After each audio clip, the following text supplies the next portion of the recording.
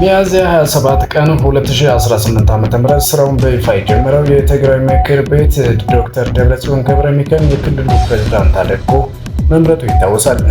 በዚህም መሰረት ፕሬዝዳንት ደብረጽዮን በክልሉ ደጀን ተብሎ በሚጠራው ጽሕፈት ቤት ስራቸውን የጀመረ ሲሆን አዲሱ የትግራይ መንግስት ካቢኔ ዛሬ የመጀመሪያ ስብሰባውን አካሂዷል። ካቢኔው በዛሬው ውሎው በትግራይ ክልል ወቅታዊ ሁኔታዎች ላይ በስፋት የመከረ ሲሆን ቀጣይ በሆኑ አንኳር ጉዳዮች ላይም አቅጣጫዎችን አስቀምጧል ተብሏል። ይሁን እንጂ ይህ አዲስ የፖለቲካ ምዕራፍ በክልሉ ከፍተኛ አመራሮች መካከል ያለውን ግንኙነት በተመለከተ ጥያቄዎችን እያስነሳ ይገኛል።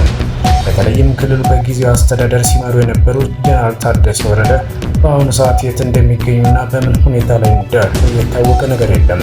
የጊዜያዊ አስተዳደሩ መፍረስ በምክር ቤቱ ከታወጀ በኋላ በአዲሱ ተመራጭ አመራርና በነባሩ የጊዜያዊ አስተዳደር መካከል ስላለው ይፋዊ የስልጣን ርክክብ እስካሁን የተሰጠ መግለጫ አለመኖሩ በትግራይ ፖለቲካ ውስጥ ሌላኛው መነጋገሪያ አጀንዳ እንደሆነ ቀጥሏል። ሰበር ዜና ከወደ መቀሌ ተሰምቷል። የትግራይ ጊዜያዊ አስተዳደር ፕሬዝዳንት ሌተናል ጀነራል ታደሰ ወረደ የተላለፈው ጥሪ እነሆ እንደሚከተለው እናቀርበዋለን። በክልላችን ከቅርብ ጊዜ ወዲህ እያደገ የመጣው የተሳሳተ ስሌት የወለደው አደገኛ አካሄድ ብዙ ቀውስ እንደሚያስከትል በተከታታይ ሲገለጽ ቆይቷል።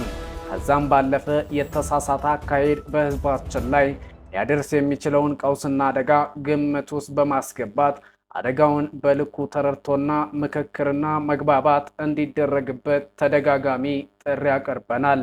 ሆኖም ተመርጫለሁ ብሎ በቅርቡ ያወጀው አካል ጥሪውን ችላ በማለት ዛሬ ሚያዝያ 30 2018 በሰራዊቱ ጥብቅ ጥበቃ ተደርጎለት በትግራይ ጊዜያዊ አስተዳደር የካቢኔ መሰብሰቢያ አዳራሽ ውስጥ የካቢኔ ስብሰባ ጀምሬያለሁ ብሎ በምስል በተደገፈ መረጃ ይፋ አድርጓል።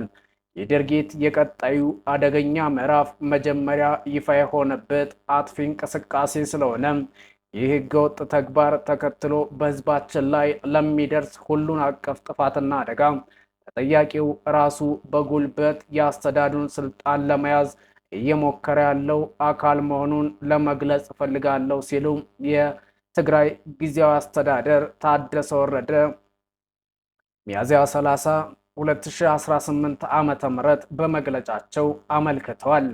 እነሆ ወደ ከፋ ችግር ክልሉ እየሄደ የሚገኝ ይመስላል።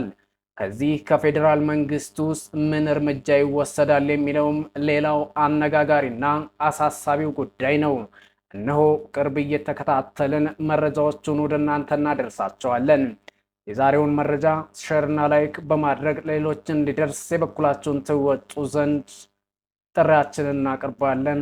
ጤና ይስጥልን።